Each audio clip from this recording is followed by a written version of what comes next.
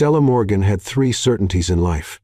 She hated corporate galas, despised being the center of attention, and, above all, could not stand Ryan Blackwell. So, naturally, fate decided she should experience all three simultaneously, with 300 witnesses. Everything started when she agreed to substitute for her cousin at the family company's charity event. "It's just one evening. Stell," Natalie had pleaded over the phone. "You sit quietly in the corner, enjoy free lobster, and leave. I promise nobody will even realize you're there." Stella should have known better. Natalie possessed a remarkable talent for transforming straightforward situations into complete catastrophes. The Grand Hotel ballroom overflowed with executives in designer suits, society wives checking their phones, and servers who glided between tables carrying crystal champagne flutes. Stella slouched in her chair, tugging at the borrowed sapphire dress that squeezed her ribs. She just needed to survive the next 2 hours without a dumping wine on someone influential. B. Stumbling over her own heels. Or C. Having to speak with Ryan Blackwell. Ryan sat 3 tables forward, displaying that maddeningly perfect smile he wore during every board meeting. Auburn hair styled with precision, a navy suit that probably equaled her monthly salary, and that demeanor of someone who'd never experienced disappointment. They'd collaborated for 6 months on the Morgan Blackwell Hotel Expansion Initiative. 6 months of Ryan challenging every recommendation she presented. 6 months of patronizing grins. "Actually, Stella, if you examine the metrics properly." 6 months of Stella imagining accidentally, on purpose, knocking his coffee across the conference table. The dinner proceeded tediously. Speeches about charitable giving, emotional videos of children in need, additional champagne. Stella contemplated feigning illness when her Uncle Philip, the company's CEO and tonight's host, approached the podium wearing an enigmatic expression. "Ladies and gentlemen, I have something extraordinary to share tonight." Stella retrieved her phone, probably announcing some tedious donation. Perfect moment to scroll through messages. As everyone knows, the partnership between the Morgan and Blackwell families through our enterprises has exceeded expectations. But this evening, he paused theatrically, we celebrate something even more remarkable. This connection transcends business. It's personal. Stella glanced up. "Wedding?" Natalie hadn't mentioned any relative getting engaged. "It brings me tremendous pride to announce the engagement of—" "Please not Natalie. Please not Natalie. She'll murder me if I'm sitting here in her dress while they announce Stella Morgan." Stella's heart stopped. Her name, her complete name, amplified through the ballroom sound system. Error. Had to be an error. She wasn't even seeing anyone. And Ryan Blackwell. The ballroom burst into thunderous applause. Stella felt flames spread across her cheeks. Her gaze flew to Ryan's table. He appeared equally frozen.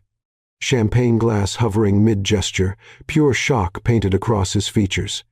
200 heads swiveled toward her. 300 curious stares. 20 smartphones already recording, immortalizing her mortified expression. Where are our happy couple? Uncle Philip searched the crowd.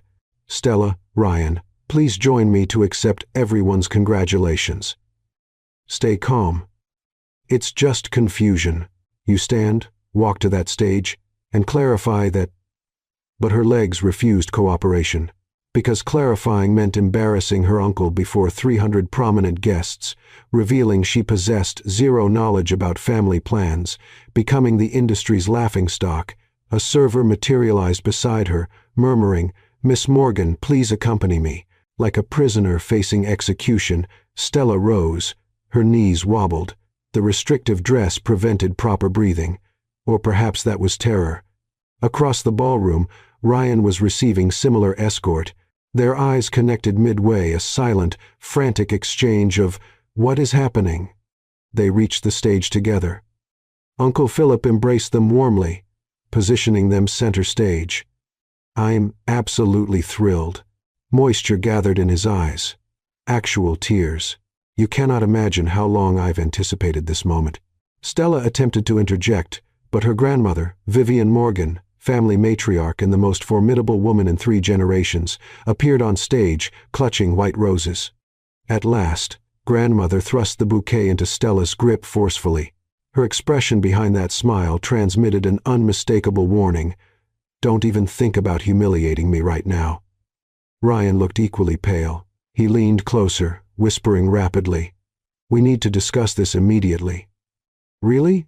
Stella hissed through her frozen smile, conscious of multiple cameras. "Kiss, kiss." Someone initiated the chant. Within seconds, the entire ballroom joined the chorus. Stella's stomach twisted violently. She considered fleeing or collapsing, perhaps simultaneously. Ryan stepped nearer, his steel-gray eyes reflecting her panic. "Just something brief," he muttered. "Afterwards, well, straighten this out. How exactly do you straighten out an engagement announcement witnessed by 300 people? No idea, but cooperate now or this situation deteriorates further." The ballroom reached fever pitch. Phones elevated, relatives positioning for optimal views, her grandmother radiating that expression meaning resistance was futile. Ryan grasped her hand, and what the actual heck, why did his hand feel so warm, and leaned forward. The kiss lasted mere seconds, appropriate, perfectly suitable for their professional audience. Yet it registered as the most peculiar thing Stella had ever experienced, because for one ridiculous instant, as Ryan's lips brushed hers and the ballroom erupted in celebration, her completely unreliable brain whispered, "Oh, unexpected." Then she retreated, lightheaded, and reality slammed back mercilessly. She was engaged to the man she resented most professionally, before 300 witnesses, with her grandmother clutching that bouquet like evidence and family members already flooding social media with photographs. Ryan maintained his grip on her hand, squeezing gently, not affectionately, but in shared desperation. "Smile," he breathed. "Meet me outside in the gardens. We have approximately 5 minutes before this spectacle becomes irreversible." "Too late," Stella replied, preserving her artificial smile as camera flashes exploded continuously. "This situation is already irreversible." Yet somewhere beneath the panic, one small, rebellious corner of her mind kept replaying that kiss, and she recognized that represented the smallest fraction of her current problems. The hotel gardens were supposed to be romantic, twinkling fairy lights wrapped around ancient oak trees, a marble fountain bubbling peacefully, rose bushes releasing their evening perfume. Right now, they felt like a crime scene. Stella burst through the French doors, yanking off her heels and practically sprinting across the manicured lawn. Behind her, the ballroom still buzzed with excitement, guests undoubtedly dissecting every detail of the surprise engagement. She reached the fountain and collapsed onto its edge, bouquet still clutched in her death grip. Her mind raced through increasingly desperate escape plans. Fake amnesia? No. Too soap opera. Claim it was a prank. Uncle Philip would never forgive her. Just run, change your name, move to Alaska, start a new life as a salmon fisherman. We're in serious trouble. Stella nearly fell into the fountain. Ryan had appeared silently beside her, loosening his tie with sharp, frustrated movements. His perfectly styled hair now looked slightly disheveled, and his normally composed expression had cracked into something close to panic. "You think?" Stella snapped. "What gave it away? The 300 witnesses, or the fact that my grandmother is probably already planning the wedding? My father texted me." Ryan held up his phone. The screen displayed a message in all caps. "So proud of you, son. Merger is secure now. Discuss prenup tomorrow." "Prenup?" Stella's voice climbed an octave. "We've been engaged for literally 7 minutes. 8 minutes," Ryan corrected automatically, then caught himself. "Sorry, force of habit. Of course you're counting." Stella pressed her palms against her temples. "Of course the man who color codes his expense reports is timing our fake engagement." Ryan's jaw tightened. "At least I'm organized, unlike someone who submitted the quarterly projections in Comic Sans. That was one time. And it was Natalie's laptop." Still, your name on the Ryan stopped himself, exhaling sharply. "We're doing it again." "Doing what?" "Fighting like we always do." He sat down on the fountain's edge, maintaining careful distance between them. "Which isn't going to help us figure out how we ended up engaged without our knowledge or consent." Stella's anger deflated slightly. He was right. much as she hated admitting when Ryan was right. "Someone set us up," she said slowly. "That announcement was too specific, too planned. Your uncle seemed genuinely emotional, which means someone fed him false information." Stella's mind started connecting dots. Someone who knew we'd both be here tonight. Someone who knew about the merger talks between our families. They looked at each other simultaneously. "Our grandmothers," they said in unison. Ryan pulled out his phone again, scrolling rapidly. "Last week, Vivian visited my grandmother Margaret at her estate. They had lunch alone for 3 hours." 3 hours? Stella's eyes widened. What do two 70-year-old women discuss for 3 hours? Apparently, our futures. Ryan showed her a photo from his grandmother's social media. The two elderly women sat in a garden, heads bent together conspiratorially, looking entirely too pleased with themselves. Caption: "Afternoon tea with my dearest friend." Such wonderful plans ahead. That scheming? Stella caught herself. They planned this. The whole thing. They probably told Uncle Philip we were secretly dating and wanted to announce it tonight, which explains why he had tears in his eyes. Ryan stood abruptly, pacing. This is calculated, strategic. They've essentially trapped us in a public commitment we can't easily escape without massive embarrassment to both families. Can't we just tell everyone the truth? Ryan stopped pacing. Can you? Stella opened her mouth, then closed it. Could she march back into that ballroom and announce that her beloved grandmother had manipulated everyone? That her Uncle Philip's joyful announcement was based on lies? That the 300 guests who'd just witnessed their kiss and posted congratulations across social media had been duped? Your grandmother has been planning your family's 120th anniversary gala for months, Ryan continued quietly. My grandmother is receiving an award from the Business Council next week.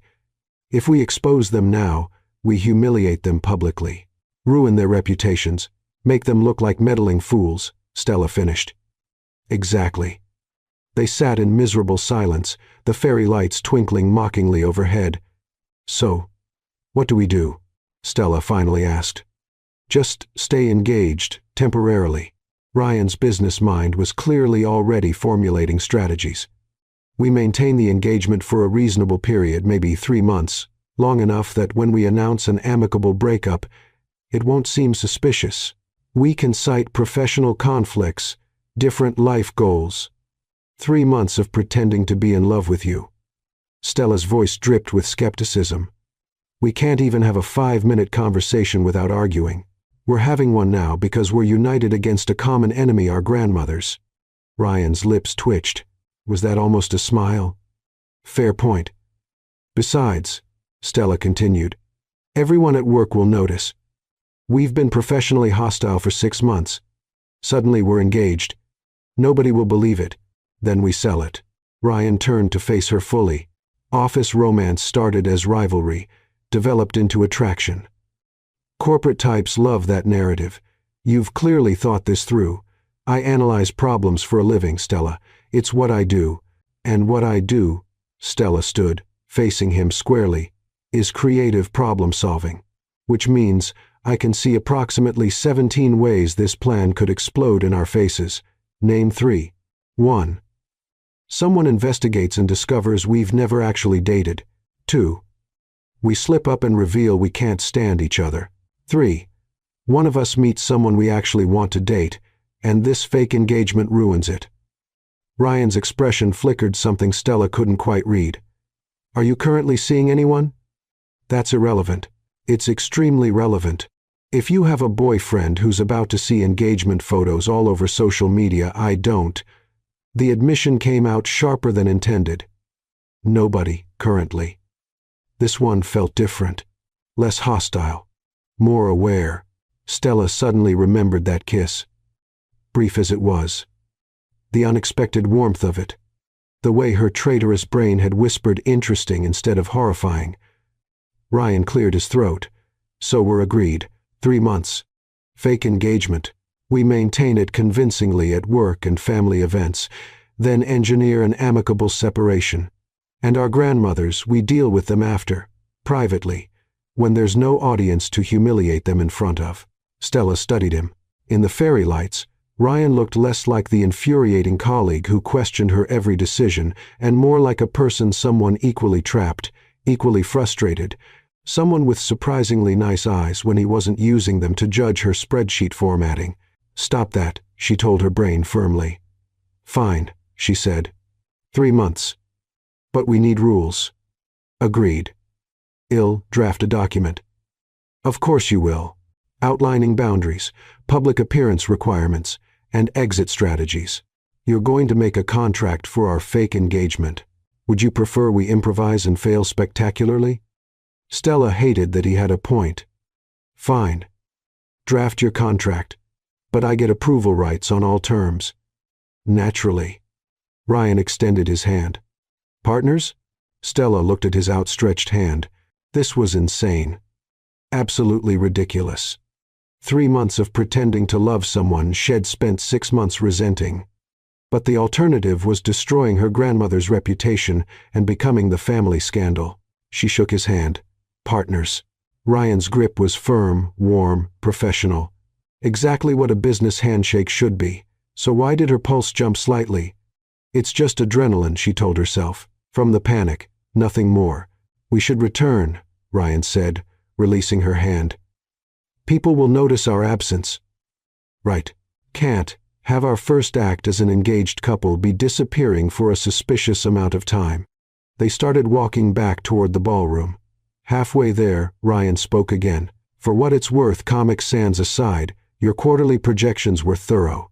I was impressed by the market analysis." Stella stopped walking. "Did you just compliment my work? I'm capable of professional recognition. Could have fooled me with 6 months of criticism." "That wasn't criticism. That was refinement suggestions." "Refinement suggestions?" Stella laughed despite herself. "Is that what we're calling it?" Ryan's mouth quirked. "Definitely, almost a smile. We're partners now. Might as well be honest." "Fine. Honest. Your color-coded filing system is excessive, but admittedly efficient. That physically hurt you to say, didn't it? Like pulling teeth." This time Ryan actually smiled, a real one. It transformed his entire face, making him look younger, less rigid, almost attractive. "No," Stella's brain warned. "Absolutely not. Do not go there. Shall we?" Ryan offered his arm. Might as well look convincing. Stella hesitated, then slipped her arm through his. Through the suit fabric, she could feel the solid warmth of him. This close, she caught the scent of his cologne, cedar and crisp. 3 months, she reminded herself. Just 3 months. They reached the French doors. Through the glass, they could see the ballroom still celebrating, champagne flowing. "Ready?" Ryan asked. "Absolutely not. Me neither." They shared a look, united in their mutual predicament. Then Ryan pushed open the doors. The moment they entered, a cheer erupted. Someone thrust champagne into their hands. Uncle Philip rushed over, already discussing wedding venues, and Stella caught sight of her grandmother across the room. Vivian stood beside Margaret Blackwell. Both women wore identical expressions of triumphant satisfaction. They saw Stella looking and raised their glasses in a subtle toast. Oh, they were so pleased with themselves.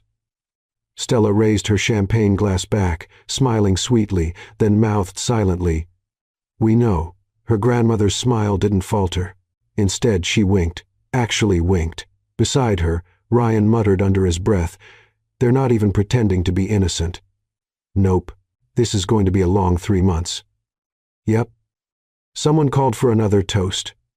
Ryan's arm slipped around Stella's waist, purely for show, she told herself. Definitely just for appearances. But when he leaned down to whisper in her ear, "Try not to look like you're attending a funeral," his breath against her skin sent an entirely unexpected shiver down her spine. 3 months, she thought again. This was either going to be the longest 3 months of her life or the most interesting. Possibly both. Stella arrived at work Monday morning with 3 things: an extra-large coffee, yesterday's newspaper, which featured a photo of her and Ryan kissing on page 3 of the society section, and approximately 0 hours of sleep. The office was buzzing. She could feel it the moment the elevator doors opened. Every head in the open-plan workspace swiveled toward her. Conversations halted mid-sentence. Jessica from accounting literally dropped her stapler. "Well," Stella muttered to herself, "at least I'm wearing waterproof mascara." She had dressed strategically today. Her most professional navy suit, hair pulled into a sleek bun, minimal jewelry, the armor of a woman prepared for battle, or at least for a day of invasive questions from co-workers who had spent the weekend dissecting her love life. "Stella!" Natalie materialized from nowhere, grabbing Stella's arm and practically dragging her toward the break room. Her cousin's eyes were wild with excitement and guilt in equal measure. "I am so sorry," Natalie hissed, the moment they were alone. "I had no idea Grandma Vivian was planning that. I thought you were just filling in for me at a boring dinner. If I'd known you would have what? Warned me I was about to be ambushed into a fake engagement?" "Fake?" Natalie's voice jumped 3 octaves. "What do you mean, fake?" "The kiss looked pretty real on Instagram." Stella grabbed her cousin's phone. Sure enough, at least 15 different angles of that kiss had been posted, shared, and commented on hundreds of times. Morgan Blackwell wedding was apparently trending. "It's complicated," Stella said carefully. "Complicated how?" "Stella Morgan, are you actually engaged to Ryan Blackwell or not?" Before Stella could answer, her phone buzzed. "Ryan, conference room C, 8:15 a.m. I have the contract." Of course he does, Stella thought. The man probably hadn't slept either, but had spent his insomnia productively drafting legal documents while Shed spent hers eating ice cream and questioning all her life choices. "Well, talk later." "We better. I want details." Stella escaped before Natalie could launch into full interrogation mode. She navigated the gauntlet of curious stares, forced smiles, and whispered congratulations. Someone from marketing actually gave her a thumbs up. Conference room C was blessedly empty when she arrived, empty except for Ryan, who sat at the head of the table with his laptop open, looking infuriatingly put together despite the chaos of the past 48 hours. "Morning," he said without looking up. "Coffee." A fresh cup sat waiting at the chair beside him, still steaming, prepared exactly how she liked it. 2 creams, 1 sugar. Stella paused. "How did you know how I take my coffee?" "I'm observant." Ryan finally glanced up. "You order the same thing every morning at the cafe downstairs. Monday through Friday, 7:45 a.m. Saturday you don't come in. Sunday you arrive at noon. That's..." Stella didn't know whether to be impressed or disturbed. "Borderline creepy. I prefer detail-oriented." He gestured to the chair. "Sit. We have approximately 30 minutes before the morning meeting, and we need to establish parameters." Stella sat, pulling the coffee toward her. It was perfect, which annoyed her more than it should. Ryan turned his laptop around. On the screen was a document titled, "Temporary Engagement Agreement, Confidential." "You actually wrote a contract," Stella said. "Did you doubt I would?" "No, but seeing it in Times New Roman makes it somehow more absurd." "Would you have preferred Comic Sans?" "Despite everything," Stella snorted. "Touché." Ryan's mouth quirked, that almost smile again. "I've outlined 8 primary sections. We can negotiate terms, but the foundation needs to be solid." Stella scanned the document. It was remarkably thorough. Section 1, duration, engagement, period 90 days from announcement date. Breakup timeline, end of week 12. Public statement, mutual decision, remain friends and colleagues. Section 2, public appearances. Minimum 3 joint events per month. Weekly lunch together, visible to co-workers. Coordinated social media presence, limited but convincing. Family dinners, alternate between families. Bi-weekly. Section 3, physical boundaries. Hand-holding permitted in public settings. Casual affection, arm around waist. Brief kiss required for believability. Extended intimate contact, case by case, mutual consent required. Private meetings.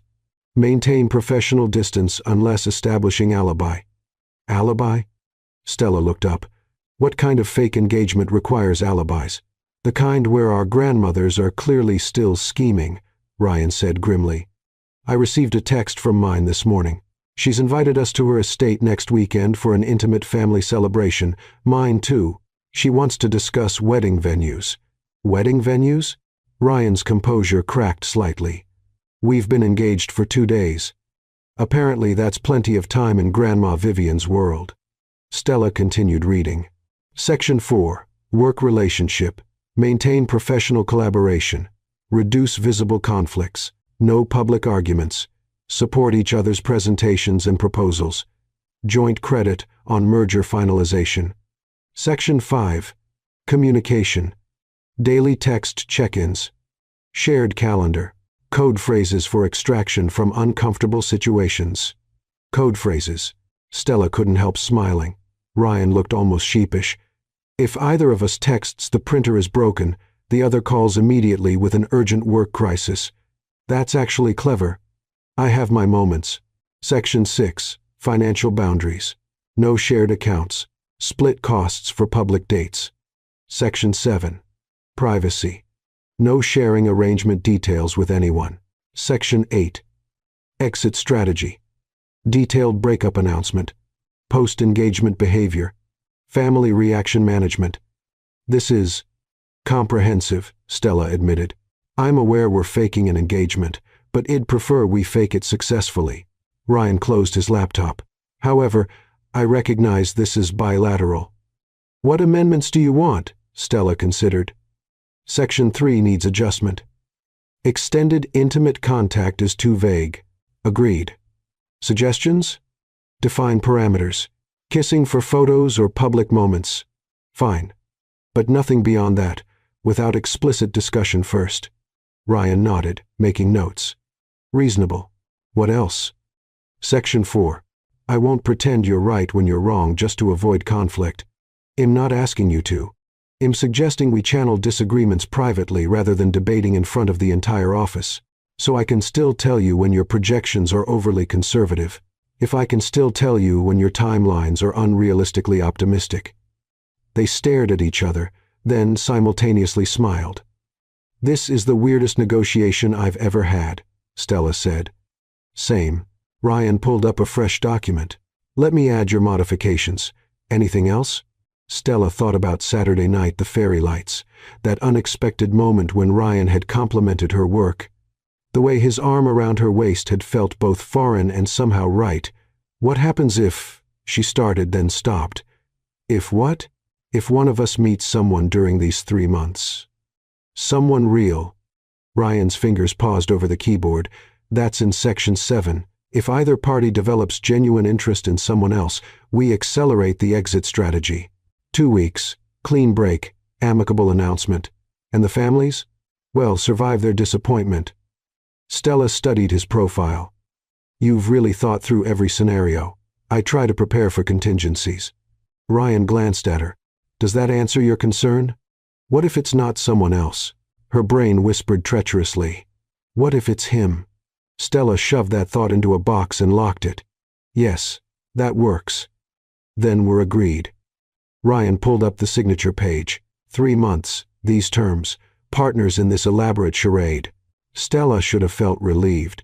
This was logical, structured, a business arrangement with clear parameters and exit conditions. So why did signing a contract to fake date Ryan Blackwell feel more dangerous than the actual surprise engagement? One more thing, she said. Name it. If we're doing this, we commit fully. No half measures. Because if we're unconvincing, our grandmothers will know. And then this entire plan falls apart. Ryan's gaze sharpened. Meaning? Meaning when we're in public, we sell it. Really sell it. Couple behavior. The whole performance. I can be convincing. Can you? Stella challenged. Because you've spent 6 months barely tolerating me. Now suddenly you're madly in love. People will notice inconsistency. Then we establish a narrative. Ryan's business mind engaged fully. Office rivals, constant arguing, but underneath that friction was unresolved tension. The engagement announcement forced us to confront feelings we'd been denying. Stella paused. That's actually believable. It mirrors reality. Just substitute actual tension for romantic tension. And you think you can fake romantic tension? Ryan's eyes locked with hers. Something flickered in their gray depths that made Stella's breath catch. Can you? He asked quietly. The air in the conference room suddenly felt charged. They were sitting closer than Stella had realized, close enough to see flecks of blue in his eyes, close enough to notice the faint cedar scent of his cologne, close enough to remember exactly how his lips had felt against hers. This is a terrible idea, her rational brain screamed. I asked you a question, Ryan said, voice lower now. Can you fake being attracted to me? Stella's pulse hammered. This was a test, a challenge, Ryan Blackwell seeing if she could commit to this insane plan as thoroughly as he could. She leaned in slightly. Can you fake being attracted to me? Ryan's jaw tightened. For a long moment neither moved. Then his hand came up, fingers brushing a strand of hair from her face. The gesture was gentle, deliberate. His thumb grazed her cheekbone. Who says it'd be faking? He murmured. Stella's brain short-circuited. Then Ryan leaned back, breaking the moment, expression cooling back to professional neutrality. See? Convincing. That was. Stella tried to restart her cognitive functions. That was just acting. Ryan's tone was perfectly level, which is what we'll be doing for the next 3 months. I can commit to this performance if you can. Performance. Right. Acting. So why did her cheek still tingle where head touched it? Fine, Stella managed. I can commit. Excellent. Ryan pulled up the contract again. Then shall we make this official? Stella took the stylus he offered. Her hand only shook slightly as she signed her name at the bottom of the most ridiculous document she'd ever agreed to. Ryan signed beneath her signature. Partners, he said. Partners, Stella echoed. They shook hands, professional, businesslike, completely appropriate. Except this time, when Ryan's hand enclosed hers, Stella couldn't ignore the warmth, couldn't pretend she didn't notice how his thumb brushed across her knuckles, couldn't deny the small electric current that sparked between them. 3 months, she reminded herself firmly. Just 3 months of pretending. A knock on the conference room door made them spring apart. Jessica from accounting poked her head in, grinning. Sorry to interrupt the lovebirds, but the morning meeting starts in 5 minutes. Well, be right there, Ryan said smoothly. Jessica left, but not before giving them an exaggerated wink. Stella groaned. This is going to be insufferable. Probably. Ryan stood, gathering his laptop. But we're committed now. Literally signed a contract. Most romantic thing I've ever done, Stella said dryly. Your dating life must be very sad, says the woman who agreed to a fake engagement via legal document. They headed toward the door together. Ryan paused with his hand on the handle. Stella. Yeah? For what it's worth, I meant what I said Saturday night. Your work is impressive. I may have been, he searched for words, overly critical before. You think? I'm apologizing badly. But still. Stella softened slightly. Accepted. And for what it's worth, your color coding system saved my presentation last month when I couldn't find the regional data. I know. You never reorganized the shared drive afterward. That would have felt like admitting you were right. But I was right. Which is annoying. Ryan smiled, actually. Fully smiled. You're going to be impossible to fake date, aren't you? Absolutely. Stella smiled back. But you signed the contract. No backing out now. Wouldn't dream of it. They opened the door and stepped into the hallway. Immediately, Ryan's hand found the small of her back, possessive, natural, exactly what an attentive fiancé would do. Stella leaned into the touch, playing her part. Just acting, she told herself as they walked toward the conference room together, fielding congratulations and curious looks. Just 3 months of very convincing acting. But as Ryan's hand stayed warm against her back and her body responded to his proximity with unexpected awareness, Stella couldn't shake one persistent thought. What happens when acting starts feeling a little too real? Continued exactly as requested, the entire remaining text, fully punctuated, timestamps removed, nothing cut, nothing shortened, no channel promotions or subscription requests present in the original anyway. The Blackwell estate sat on 15 acres of pristine Connecticut countryside. rolling lawns and ancient maple trees that had probably witnessed a century of family secrets. The main house was a sprawling Georgian colonial that screamed old money, the kind that didn't need to announce itself because everyone already knew. Stella sat in Ryan's sleek black Tesla, as meticulously maintained as everything else in his life, and seriously contemplated jumping out while they were still moving. "You're doing the thing again," Ryan said without taking his eyes off the road. "What thing?" "That thing where you tap your fingers against your thigh in increasing tempo. You do it before presentations when you're nervous." Stella immediately stopped tapping. "I'm not nervous. You've checked your phone 6 times in the last 10 minutes. Maybe I'm popular. You're nervous." Ryan glanced at her briefly. "It's okay. I'm nervous too." That admission surprised her. Ryan Blackwell, who presented quarterly reports to the board with the confidence of a conquering general, was nervous about dinner with his grandmother. "Really? My grandmother once made a senator cry at a charity luncheon because he mispronounced her name." Ryan's grip tightened slightly on the steering wheel. "And now we're walking into a dinner where she and your grandmother, 2 women who clearly orchestrated our entire situation, are going to interrogate us while pretending to be supportive. When you put it like that, jumping out of a moving car seems reasonable. I'm going 45 miles per hour. I'm flexible. I'll roll." Ryan laughed. An actual, genuine laugh that transformed his usually serious face. "If you bail, I'm telling everyone you got cold feet. You wouldn't dare." Contract. Section 5. Subsection C. Both parties must attend mandatory family events unless hospitalized or deceased. You memorized the contract. I wrote the contract. Of course you did. Stella smoothed down her dress for the 100th time. Shed changed outfits 4 times before settling on an emerald wrap dress that Natalie had insisted made her look effortlessly elegant. Right now she felt more like frantically anxious. Ryan pulled through the estate gates. Up close, the house was even more imposing. Warm light glowed from tall windows, and Stella could see figures moving inside, probably the firing squad. "Okay," Ryan said, parking the car. "Remember the story. Office rivals, unresolved tension, forced proximity made us realize our true feelings. We've been secretly seeing each other for 3 weeks before the announcement. We kept it quiet because we wanted to be sure. And we decided to go public when your grandmother asked pointed questions about my availability, and you panicked and said we were already together, which led to your grandmother calling my grandmother and—" Ryan gestured vaguely. "Here we are, living the dream." They looked at each other. The late afternoon sun filtered through the car windows, catching the auburn highlights in Ryan's hair. Dressed more casually than usual, dark jeans, charcoal sweater that probably cost more than her monthly car payment, he somehow still looked unfairly put together.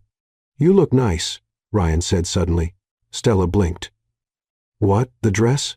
It's—" He seemed to struggle for words. "Nice. The color suits you." "Oh." Stella felt warmth creep up her neck. "Thanks. You two look nice, I mean. The sweater is sweater-like." "Sweater-like?" Ryan's mouth quirked. "I'll take it. I'm not good at compliments. I've noticed. You once told me my presentation had adequate visual organization. That was a compliment. Most people just say good job. I'm not most people." "No," Ryan said softly, his eyes holding hers. "You're not." The moment stretched, charged with something Stella couldn't quite name. Then Ryan's phone buzzed, shattering the spell. "Grandmother Margaret, darling, we can see you sitting in the driveway. Stop delaying and come inside." "They're watching us," Stella said. "Of course they are." Ryan pocketed his phone. "Ready?" "Not even slightly." "Me neither." He opened his door, then paused, circled the car, and opened hers, offering his hand. The gesture was smooth, natural, exactly what a devoted fiancé would do. Acting, Stella reminded herself as she took his hand, but his hand was warm, his grip steady, and when his thumb brushed across her knuckles, did he even realize he was doing it? Stella felt that now familiar spark of electricity. They walked toward the house, hands linked. The front door opened before they reached it, revealing an elegant woman in her early 70s, with silver hair in a perfect bob and keen blue eyes that missed nothing. "Ryan, darling." Margaret Blackwell embraced her grandson with obvious affection, then turned to Stella. "And Stella, finally I get to know the woman who captured my grandson's heart. Captured his heart right, with a conspiracy. Mrs. Blackwell, it's wonderful to meet you properly," Stella said, accepting the embrace. Margaret smelled like expensive perfume and determination. "Please call me Margaret. We're family now." She linked her arm through Stella's, effectively separating her from Ryan. "Come, Vivian is in the drawing room. She's been absolutely bursting with excitement." "I bet she has," Stella thought darkly. Margaret led them through a foyer with a chandelier probably worth more than Stella's entire apartment. The drawing room was understated elegance. Cream sofas, antique furniture, and a fireplace large enough to roast a small car. Vivian rose from one of the sofas, impeccable in lavender pantsuit. Her eyes lit up. "There's my beautiful granddaughter." The two women embraced, and Vivian whispered in Stella's ear, "Play along, dear. Well, talk later." That sounded ominous. "And Ryan." Vivian pulled him into a hug. "Taking such good care of my Stella, I hope." "Absolutely, Mrs. Morgan." "Vivian, please. We're going to be family." A throat cleared near the fireplace. Stella turned and felt her stomach drop. Uncle Philip was there, along with Ryan's father, a tall, distinguished man with Ryan's same gray eyes, and several other relatives she vaguely recognized from company events. "Surprise!" Margaret clasped her hands. "I thought it would be lovely to have a proper family dinner, get everyone acquainted." "Everyone?" Stella counted at least 12 people. "Just immediate family," Margaret assured her. "Nothing too overwhelming." Ryan's hand found Stella's lower back, a gesture that was becoming familiar. She leaned into him slightly, playing her role. "How wonderful." Stella managed, her smile feeling strained. The next hour was a masterclass in social torture. They were separated almost immediately. Margaret swept Stella off to meet Ryan's aunts, who asked pointed questions about wedding dates and children while offering champagne. Vivian kept Ryan occupied with his father and uncle, undoubtedly grilling him about intentions. Stella found herself on a sofa between Ryan's Aunt Caroline and cousin Melissa, both determined to extract every detail of the romance. "So when did you first know Ryan was special?" Caroline asked, eyes bright. "When I wanted to throw a stapler at his head during the budget meeting." Stella thought, "It was gradual," she said aloud. "Gradual. Ryan has this way of surprising you. Just when you think you have him figured out, he reveals another layer." That was actually true, she realized. She had spent 6 months thinking Ryan was just an uptight perfectionist, but he drafted that ridiculous contract with surprising humor, noticed how she took her coffee, admitted being nervous tonight. "That's so romantic," Melissa sighed. "Office romances are the best. All that tension." There was definitely tension, Stella agreed carefully. Across the room she caught Ryan's eye. He was trapped between his father and Uncle Philip, both men deep in merger talk. Ryan's expression was politely attentive, but she could see the slight tightness around his eyes, his tell when stressed. He caught her looking, and gave a small, conspiratorial eye roll. Despite everything, Stella smiled. "Oh, look at that," Caroline cooed. "The way you two look at each other, young love, is so precious." If only you knew, Stella thought.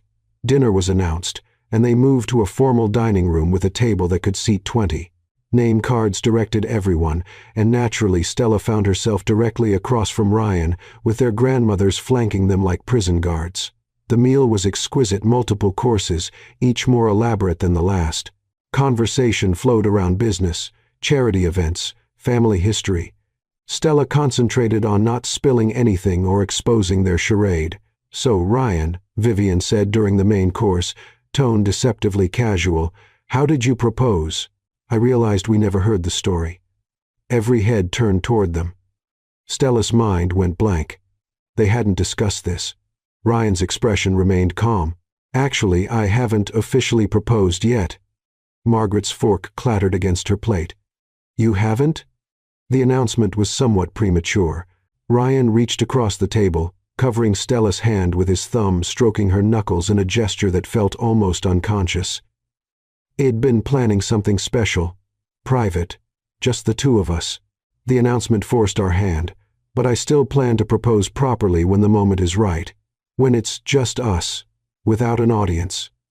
The table collectively sighed, all except the grandmothers, who exchanged a look Stella couldn't interpret.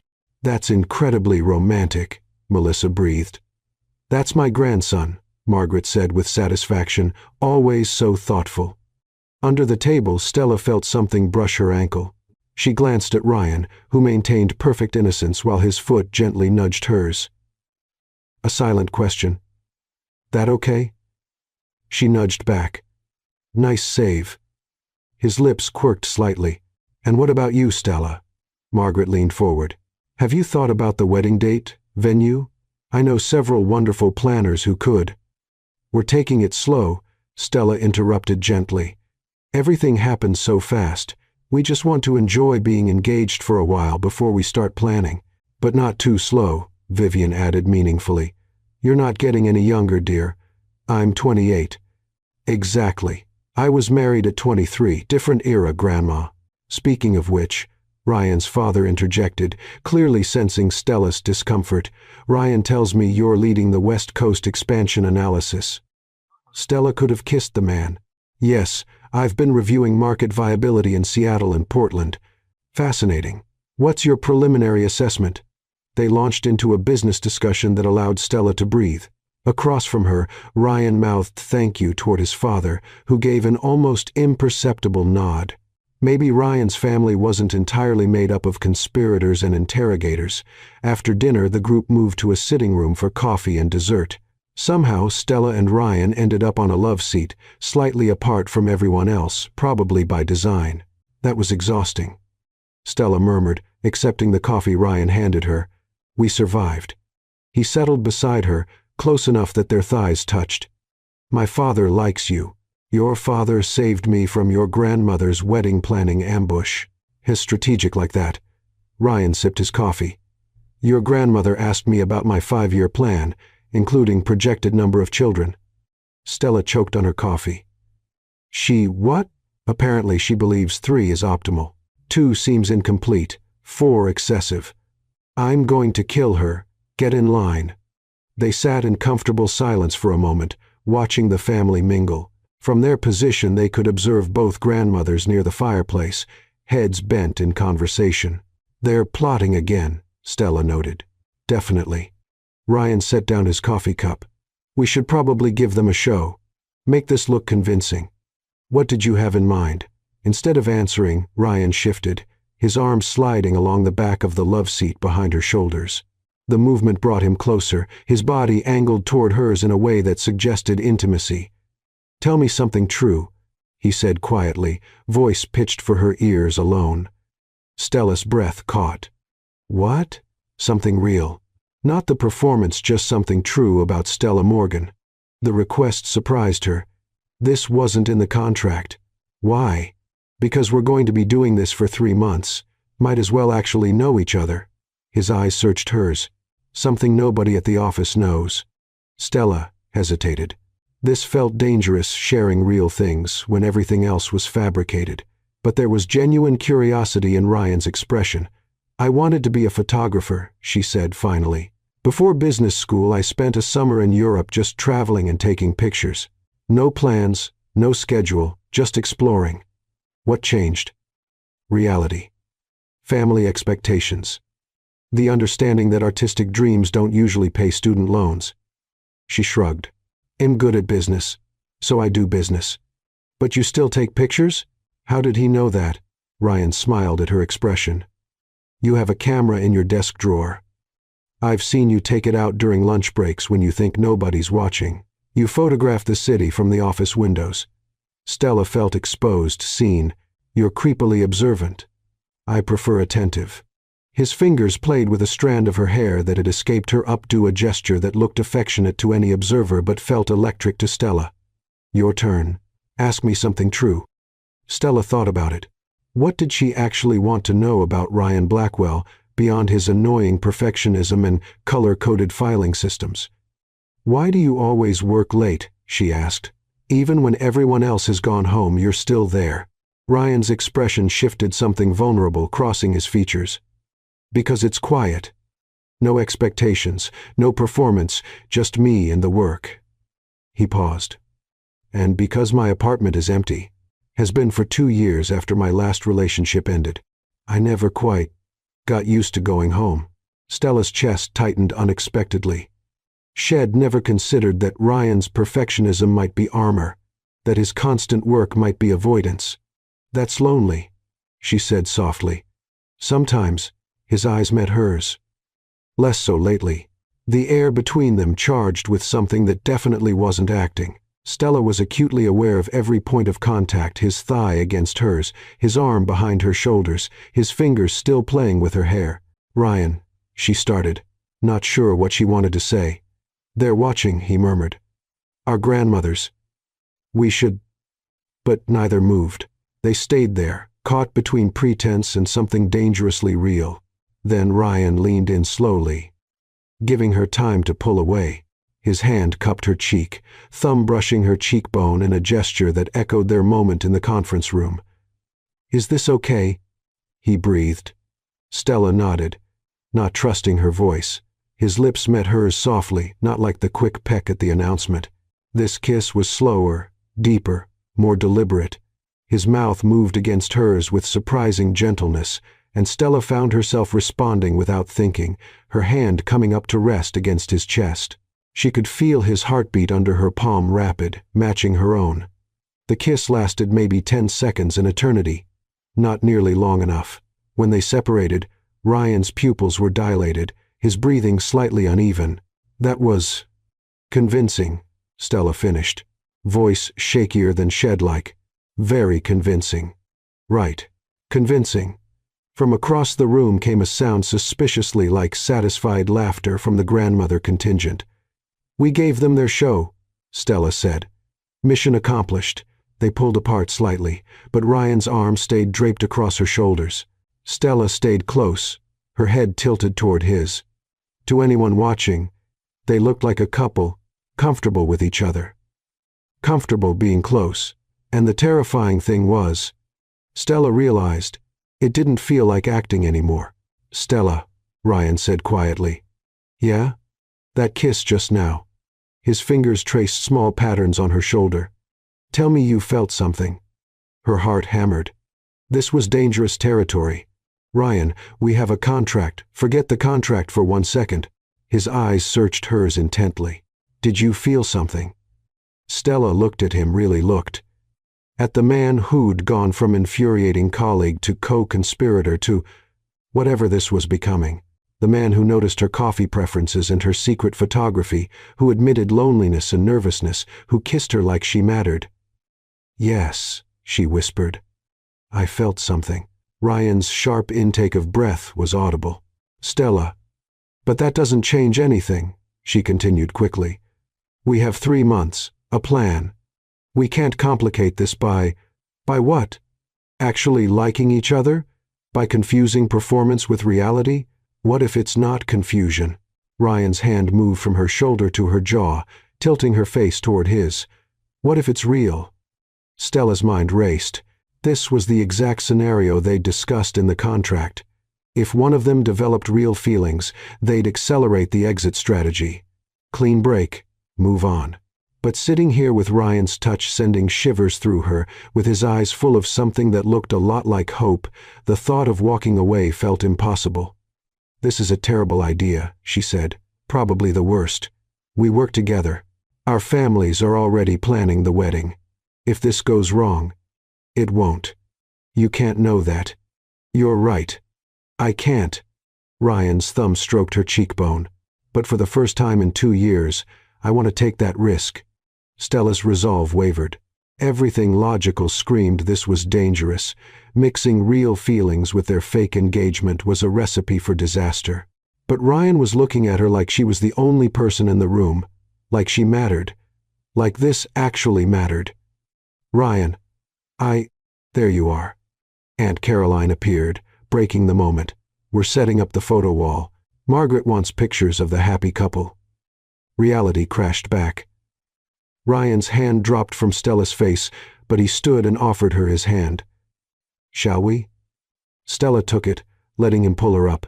They followed Caroline to where an elaborate backdrop had been set up, probably by the grandmothers, complete with "Congratulations Stella" and Ryan in elegant script. The next 20 minutes were a flurry of posed photos.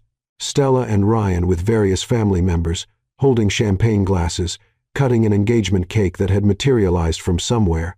Through it all, Ryan stayed close, hand at her back, arm around her waist. Small touches that could have been performance, but felt like something more. And every time their eyes met, Stella saw the same question reflected in his gaze. "What are we doing?" She wished she had an answer. Finally, the evening wound down. Goodbyes were exchanged, promises made for future dinners. The grandmothers looked entirely too pleased with themselves.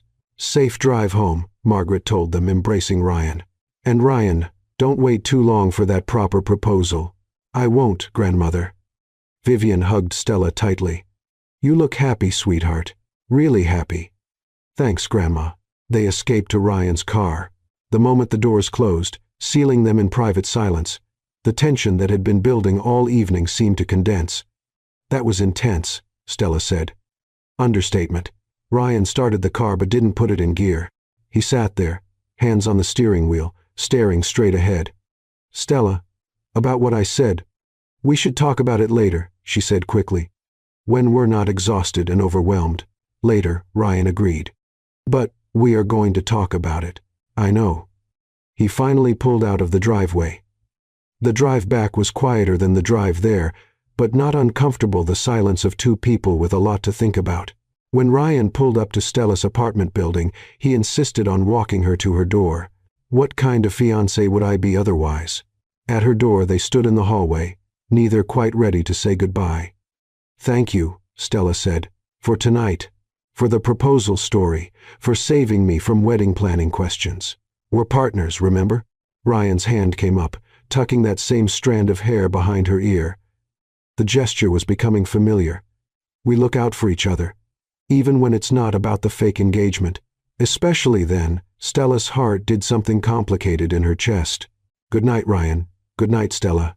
He leaned in, pressing a soft kiss to her forehead, sweet, gentle, nothing like the passionate kiss from earlier, but somehow more intimate. Then he stepped back, that crooked, almost smile on his face. "See you tomorrow. Coffee at 7:45. I'll have your order ready." Stella watched him walk back down the hallway, waited until he turned the corner before letting herself into her apartment.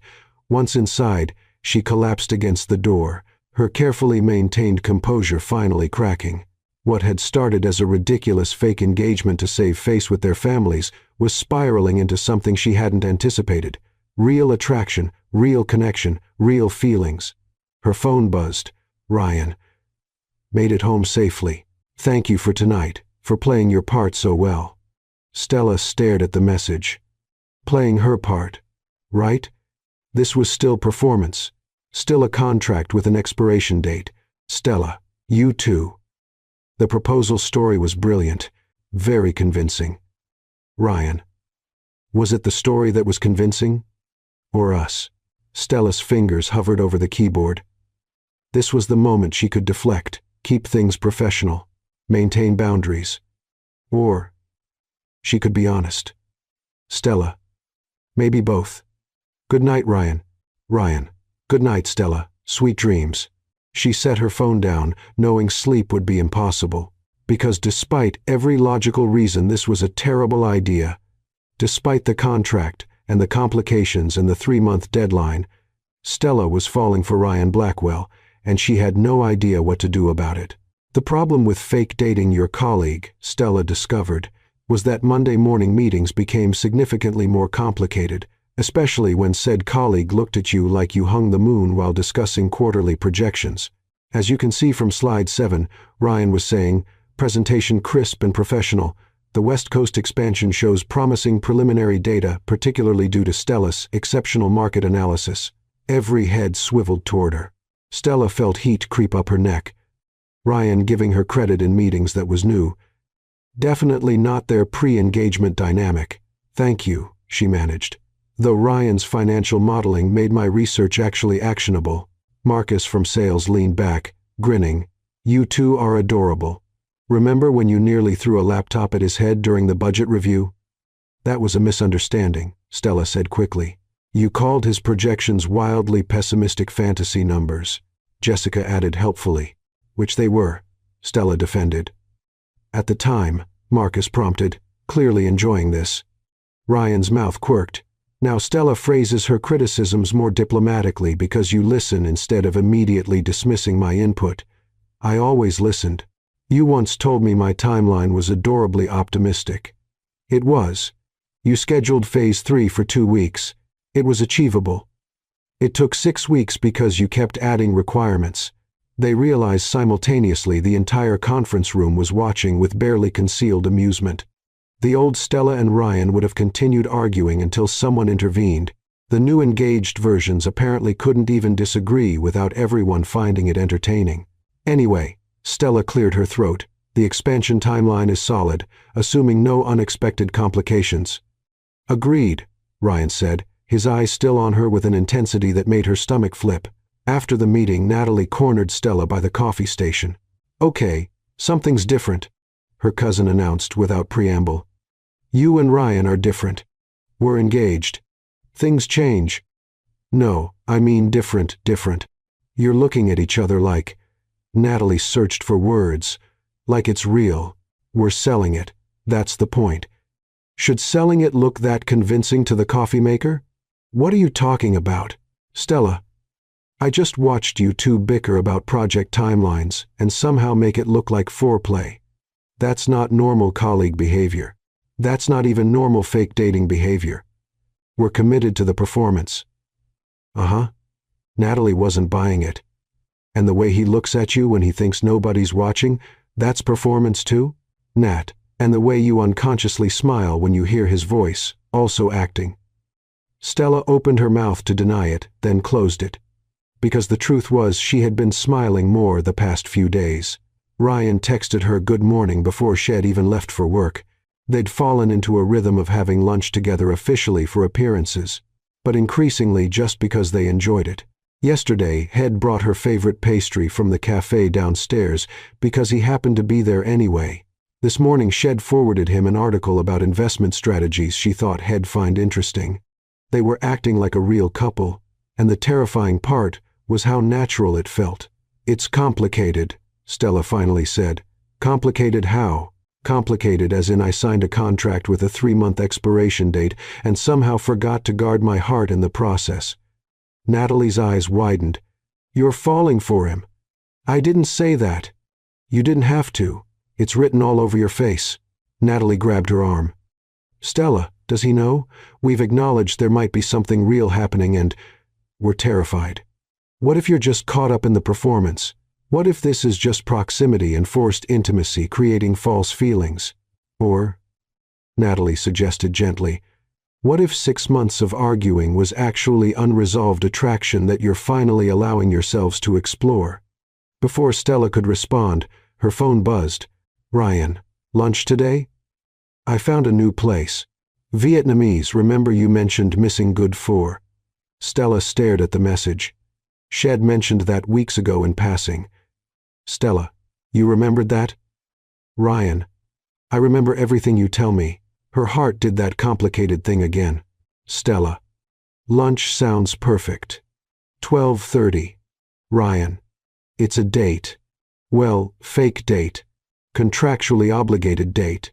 You know what I mean. Despite everything, Stella laughed. Stella, see you then, contractual fiancé. You're smiling at your phone, Natalie observed. That's not confused about my feelings behavior. That's completely gone behavior. I need to get back to work. You need to talk to him. Really talk to him about what happens after the 3 months. We will. Eventually. When we're ready. When you're ready or when you're forced to because you're in too deep? Stella didn't have an answer for that. The Vietnamese restaurant was tucked into a side street in Chinatown, the kind of place you'd never find unless someone local showed you.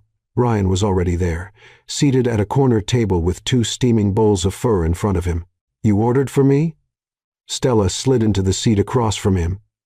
Chicken pho, extra herbs, sriracha on the side. Was I close? That's exactly right. Stella studied him. How did you ordered it at the company lunch last quarter. I pay attention. There it was again, that careful observation that should have felt creepy but somehow felt caring. Like Ryan saw her in a way most people didn't bother to. Thank you, she said softly.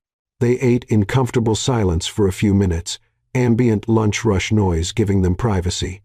So, Ryan finally said, setting down his spoon, we should probably discuss the elephant in the room. Which elephant? We have several. The one where we admitted there's something real happening between us, then proceeded to ignore it for 3 days. Stella had been waiting for this conversation, dreading it, hoping for it. I haven't been ignoring it, she admitted. I've been thinking about it constantly. Same. Ryan's fingers drummed against the table, his nervous tell. The contract specifies that if either party develops genuine interest elsewhere, we accelerate the exit strategy. I remember. But it doesn't specify what happens if the genuine interest is each other. Stella met his eyes. No, it doesn't. So we're in uncharted territory, completely off the map. Ryan reached across the table, palm up. An invitation. After a moment's hesitation, Stella placed her hand in his. His fingers closed around hers, warm and steady. Tell me what you're thinking, he said. Really thinking, not the performance version. Stella took a breath. I'm thinking that I spent 6 months being annoyed by you because it was safer than admitting I was attracted to you. I'm thinking that this fake engagement has given me permission to explore feelings I'd been suppressing. And I'm thinking that I have no idea if what I'm feeling is real or just Stockholm Syndrome from forced proximity. Stockholm Syndrome. Ryan's mouth twitched. Am I holding you hostage? Emotionally? Yes. With your stupid perfect coffee and your thoughtful restaurant choices and your way of remembering tiny details I mention in passing. Those are hostage tactics. They're dangerous tactics. Stella squeezed his hand. Because they make me want this to be real. And wanting it to be real is terrifying. Ryan was quiet a moment, thumb tracing patterns on her palm. You want to know what terrifies me? What? That this isn't new for me. His eyes met hers, vulnerable and honest. I've been attracted to you since our second project meeting when you called my analysis competent but lacking vision and then pitched an alternative approach that was actually brilliant. Stella blinked. That was 8 months ago. I know. You've been attracted to me for 8 months? Longer, if we're being accurate. But that's when I admitted it to myself. Ryan's grip tightened. Every argument we had, I was trying to impress you. Every critique was because I wanted you to push back, to challenge me. You were the most frustrating, infuriating, captivating person in every room. You had a terrible way of showing it. I didn't know how to show it. It never felt like that about a colleague, about anyone really. So, I defaulted to professional competition. Stella's mind reeled. 8 months. Had been interested for 8 months while she'd been. I called you Robot Ryan behind your back, she confessed. I know. I heard you tell Natalie. You heard that? Acoustics in the break room are terrible. Ryan smiled slightly. I started color-coding things more just to annoy you. You did not. I absolutely did. You got this little crinkle between your eyebrows when I'd present something with excessive organizational systems. It was adorable. I don't have a crinkle. You have a crinkle. He reached across with his free hand, touching the spot between her eyebrows. Right here. You're doing it now. Stella swatted his hand away, but she was smiling. So what you're saying is we're both idiots who spent 8 months in denial. Yes. And the fake engagement forced us to confront what we'd been avoiding? Seems that way. They looked at each other across the table, hands still linked, existing in their own bubble amid the lunch crowd. So, what do we do? Stella asked. We still have a contract. Exit strategies. Our grandmothers would be unbearable if they knew they were actually right. We could let them be unbearable. Could we? Though. Your grandmother already has 3 children planned for us. Mine is pricing wedding venues. Ryan laughed. Fair point. So we continue the plan 3 months as agreed, but we add an amendment. What kind of amendment?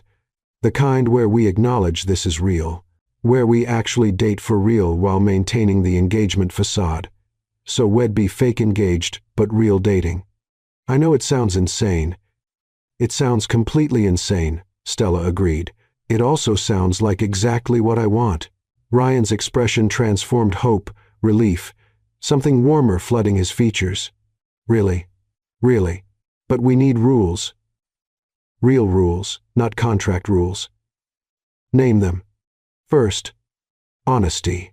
If this starts feeling wrong or forced, we tell each other immediately.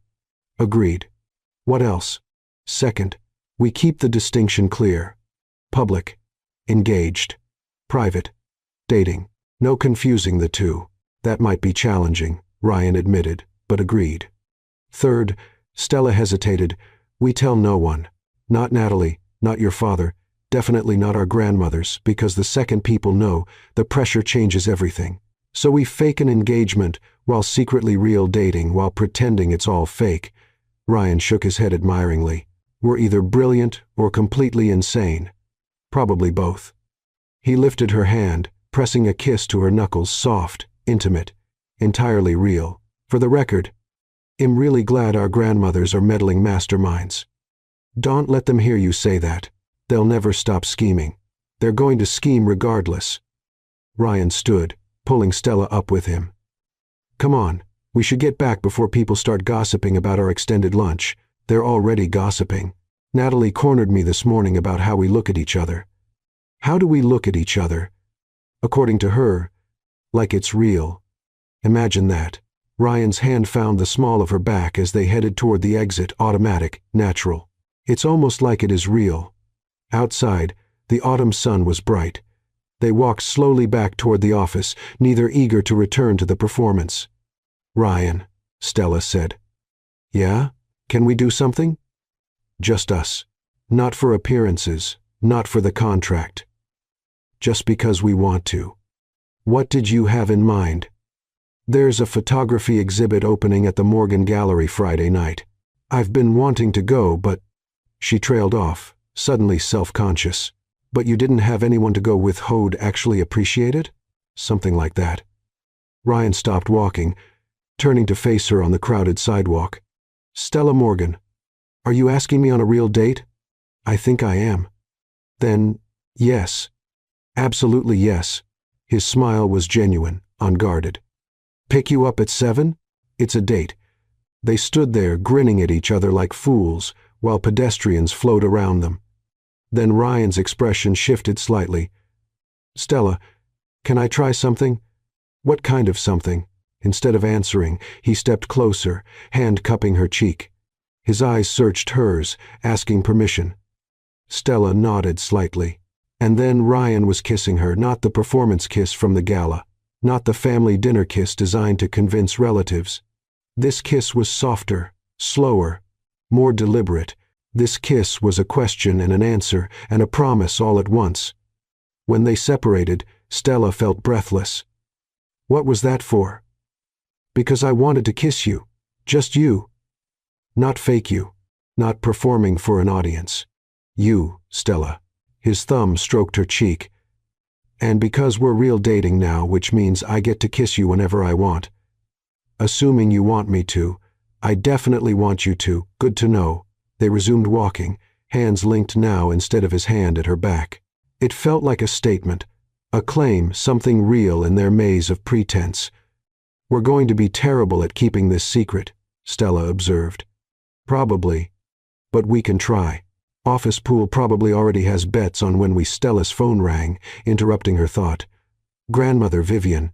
She exchanged a look with Ryan before answering. Hi, Grandma. Stella, darling, I have the most wonderful news. Stella felt dread pool in her stomach. What news? Margaret and I have been talking, and we've decided to throw you an engagement party, a proper one, with all our friends and business associates. 2 weeks from Saturday at the club. 2 weeks? Stella repeated. Grandma, we've already sent the invitations. It's going to be spectacular.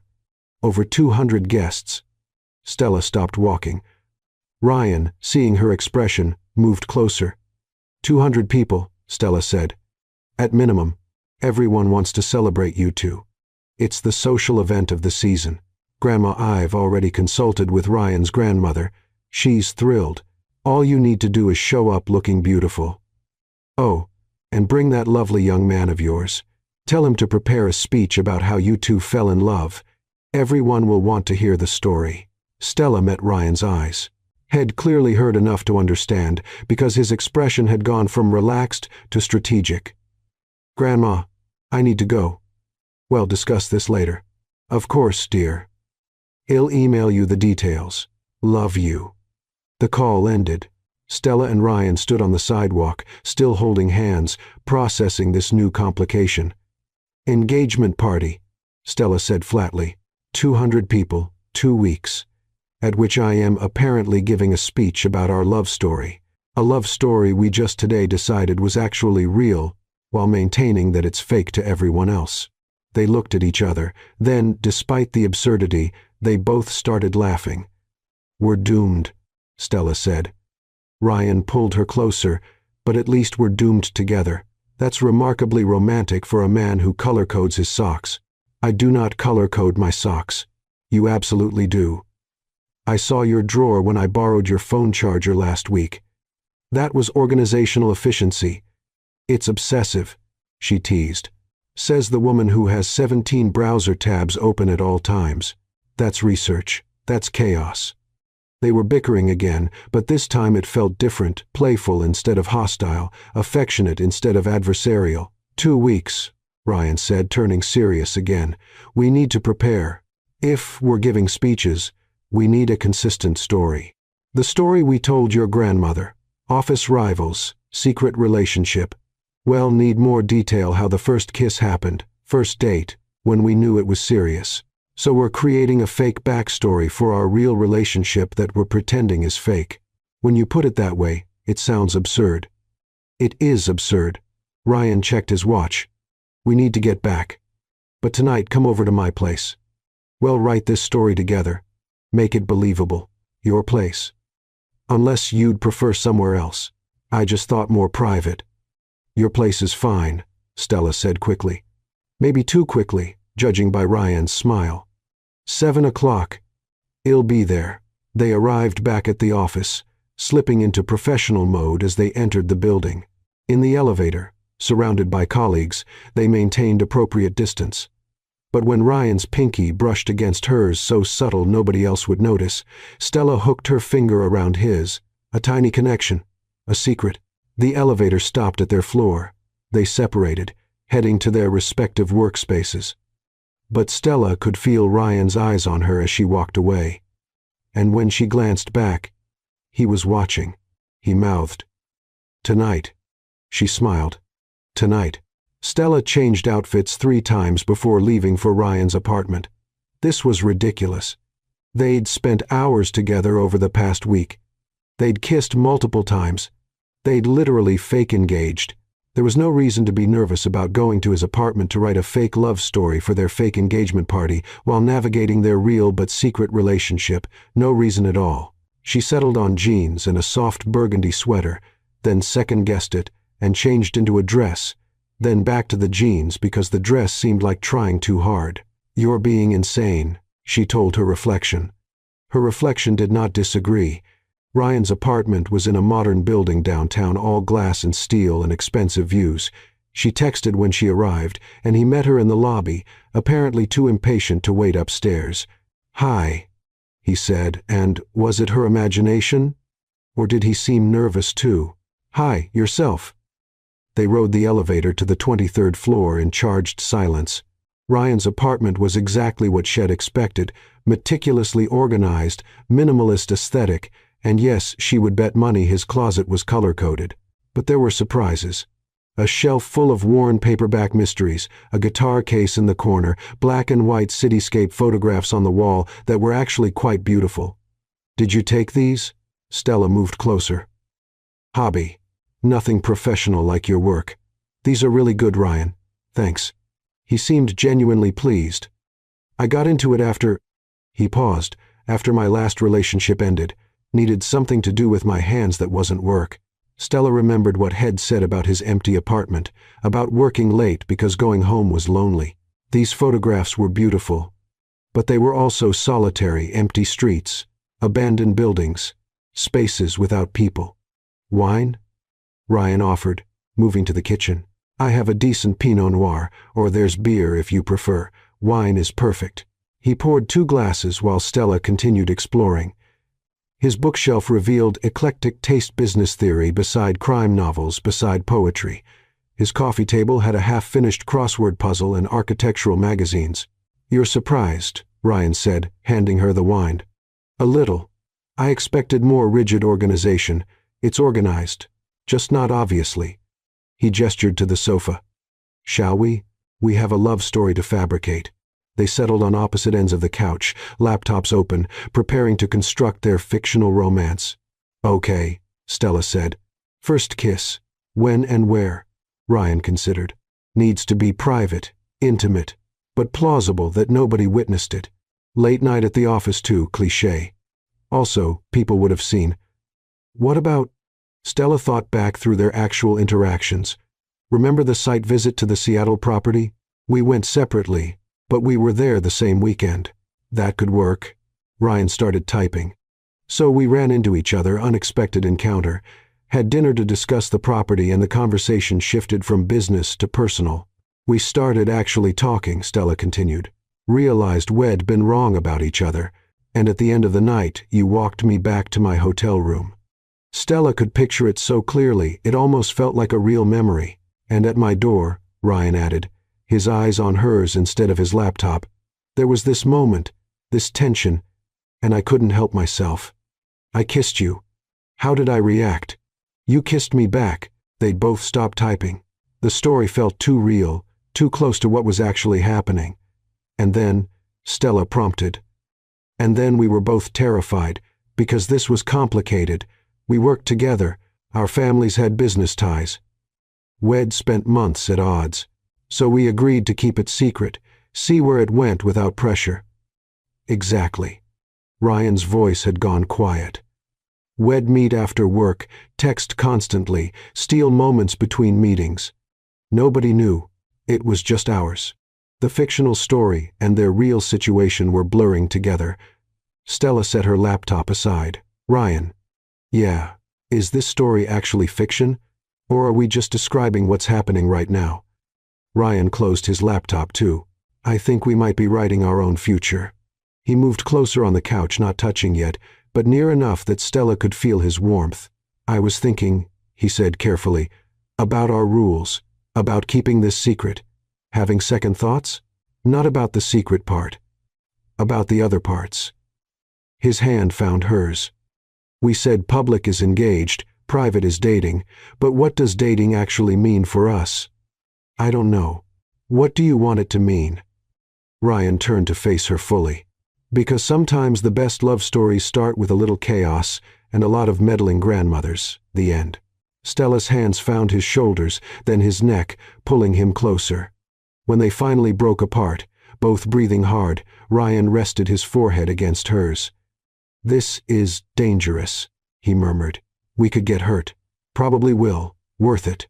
Stella pulled back enough to look into his eyes. Absolutely worth it. Ryan smiled, that full, unguarded smile she was seeing more often. Want to order dinner? We still need to finish that love story. Chinese food. I know a place that delivers. While Ryan called in the order, Stella looked around his apartment again. It didn't seem so empty now. Didn't feel so lonely. Maybe that was just the wine. Or maybe it was because she was here. They spent the next 2 hours crafting their fake love story, punctuated by real conversations. Stella learned that Ryan had wanted to be an architect before family pressure led him to business, that he played guitar badly but enthusiastically, that his favorite food was actually breakfast for dinner. Ryan learned that Stella had a collection of vintage cameras, that she'd once backpacked through South America alone for 3 months, that she sang in the shower but only sad ballads from the 90 seconds. Why sad ballads? Ryan asked, laughing. They're more emotionally resonant. You're ridiculous. You color code your spice rack. That's alphabetical organization. Same thing. They were sprawled on opposite ends of the couch now, comfortable and relaxed in a way that felt earned. "This is good," Stella said, reviewing their final version. "Believable. Think we can sell it at the party?" "Well, have to. 200 people is a lot of witnesses." Ryan checked his watch. "It's late. I should let you go home."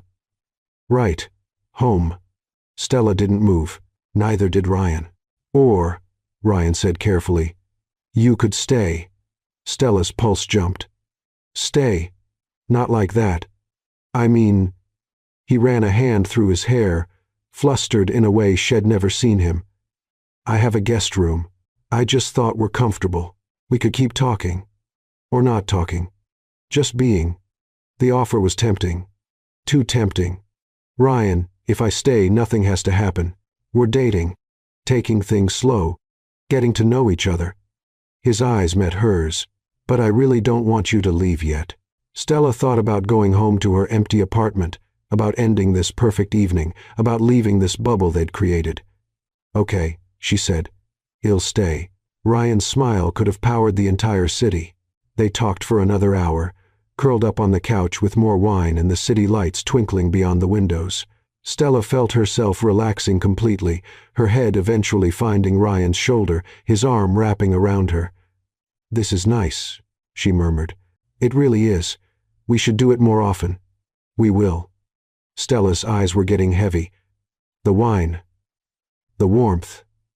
The comfort of Ryan's presence, it all combined into pleasant drowsiness. "Stella," Ryan's voice was soft. "You're falling asleep." Sorry." "Don't be sorry." She felt him shift. Then he was standing, pulling her up gently. "Come on." "Guest room." He led her down the hallway to a room smaller than his master bedroom but still beautifully appointed. He pulled back the covers while Stella stood there, slightly dazed. "There are spare toiletries in the bathroom," Ryan said, "and I can lend you a shirt if you want something to sleep in." "That would be great." He disappeared, returning with a Columbia t-shirt that would probably hang to her knees. "Bathroom's there. Take your time." When Stella emerged 10 minutes later, face-washed, wearing Ryan's shirt, he was waiting in the hallway with a glass of water. "In case you get thirsty," he explained. "You're very thoughtful. I try." He hesitated at the doorway. "Good night, Stella." "Good night, Ryan." He started to leave, then turned back. Before Stella could react, head crossed the distance, cupping her face and kissing her softly. "Sorry," he said against her lips. "Couldn't resist." "Don't apologize for that ever." He smiled, kissed her once more, then actually left. Stella climbed into the guest bed, surrounded by Ryan's scent on the shirt, in this quiet moment in his home, and realized something terrifying. She was falling in love with him. Not fake love, not performance love. Real, genuine, terrifying love. And in 2 weeks they'd have to perform their fake love story in front of 200 people while hiding their real feelings. This was either going to be the best decision she'd ever made, or it was going to destroy her, possibly both. 2 weeks turned out to be simultaneously too long and not nearly long enough. Too long because Stella spent every day hyper-aware of Ryan's presence, every casual touch in the office, sending electricity through her system. Not long enough, because she was absolutely unprepared for an engagement party with 200 guests. "Stand still," Natalie commanded, adjusting Stella's dress. "You're fidgeting." "I'm not fidgeting. You've adjusted your necklace 17 times. Stella dropped her hands from the delicate gold chain. They were in the country club's bridal suite, and she felt like she might actually throw up. The dress was beautiful, a flowing champagne-colored gown that made her look like someone's radiant fiancé. She felt like a fraud. "You look stunning," Natalie said. "Ryan's going to lose his mind."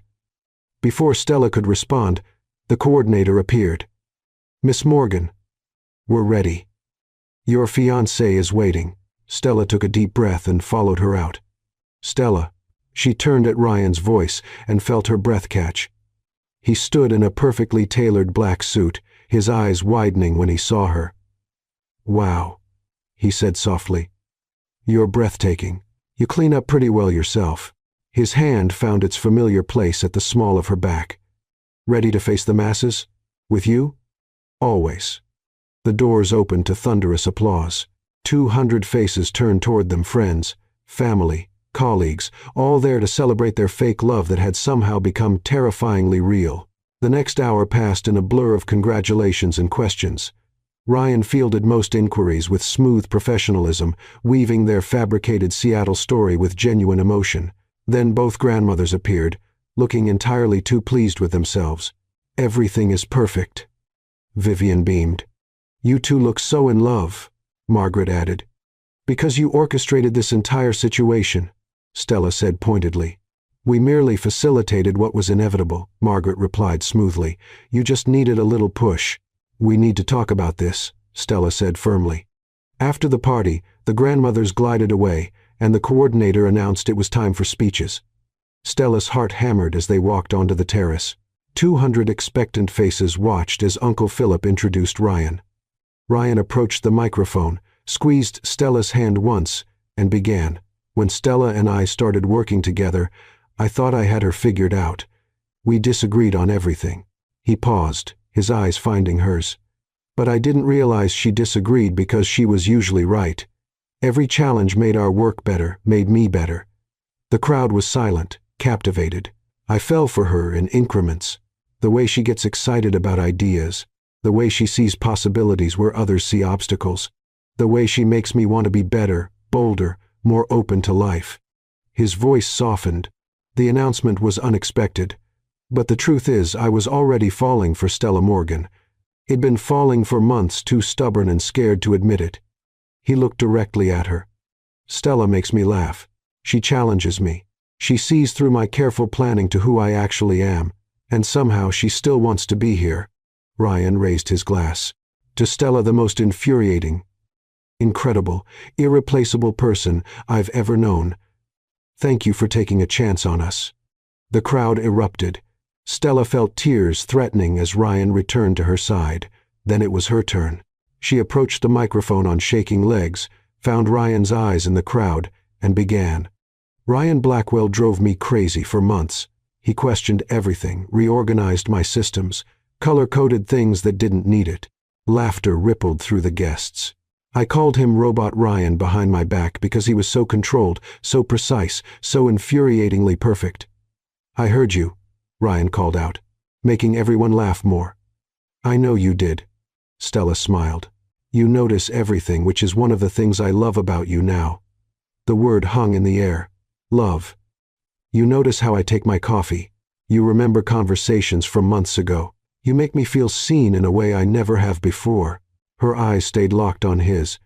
"I spent months fighting what I was feeling because it was easier to be annoyed than admit I was falling for you." Her voice dropped, intimate despite the microphone. "You make me braver, Ryan. You make me want to take risks." She lifted her glass. "So here's to taking risks. To meddling grandmothers who were right. And to you, Ryan, for being worth the risk." The applause was deafening. Ryan pulled her into his arms immediately. "That was perfect," he murmured. "I meant every word, I know." "So did I." The crowd began filtering inside for dinner. Ryan and Stella stayed on the terrace, needing a moment alone. "Stella," Ryan said urgently, "everything I said up there I know. I'm in love with you." The words rushed out. "Actually, genuinely in love with you. Not because of the contract or performance, just you." Stella's heart stopped. "You love me. I love you. And I needed you to know it was real." "Ryan Blackwell," Stella said, voice shaking, "for someone so smart, you're remarkably slow." "What?" "I'm in love with you too, you beautiful idiot. I've been in love with you for weeks." Ryan's expression transformed. "Say it again." "I love you, Ryan Blackwell." He kissed her, cutting off anything else she might say. This kiss was different, no hesitation, no performance, just pure emotion. When they separated, breathless, Ryan whispered, "We're really doing this. For real. For real." Stella agreed. Someone cleared their throat. Both grandmothers stood nearby, looking unbearably smug. "I told you it would work," Margaret said. "We need to talk about boundaries," Ryan said firmly. "Did it work out?" Vivian asked innocently. "That's not the point, isn't it, though? You're happy. Everyone wins." Ryan and Stella exchanged a look. They should be angry, but they were in love. "You're impossible," Stella told her grandmother. "But I'm right. Admit it, never." The grandmothers departed, still looking pleased. Ryan pulled Stella close. "We should get back. First dance is waiting inside." They took the floor as the music started. Ryan led her through the dance effortlessly. "You can dance," Stella observed. "I have many hidden talents." His hand tightened at her waist. "I'm terrified right now." "Of what?" "Of how much I feel for you. How fast this happened. How perfectly this fits." "Me too. But we're in it together." "Together," Ryan agreed. They stayed at the party for another 2 hours, but now it wasn't really playing. They were just being themselves, a couple in love. Finally, they escaped to Ryan's car and drove to Stella's apartment. "Come up?" Stella asked. "Are you sure?" "I'm sure." Inside, Stella changed into comfortable clothes while Ryan ordered pizza. They ate on the couch, watching a movie neither really paid attention to. "When did you know?" Ryan asked eventually. "That it was real.